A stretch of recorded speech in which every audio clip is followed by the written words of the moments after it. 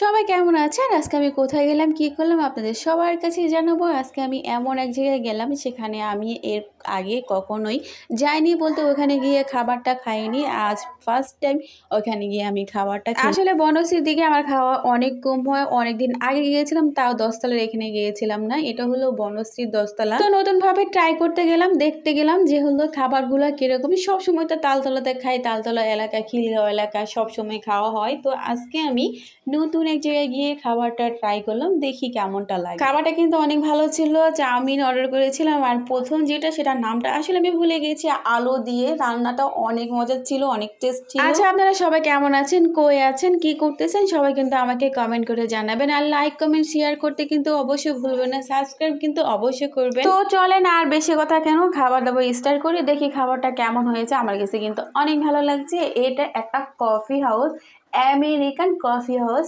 যেটা হলো বনশ্রীর ১০ তলাতে। বেশি বড় না কিন্তু ছোটখাটো। তারপরে এই দোকানটার ভিতরে সব কিছু পাওয়া যায়। আমি চাউমিনটা অর্ডার করেছি আর একটা আলুর মতন ওই জিনিসটা অর্ডার করেছি। নামটা আসলে আমি জানি না, পরবর্তীতে যখন যাব তখন কিন্তু নামটা আপনাদের অবশ্যই জানাবো।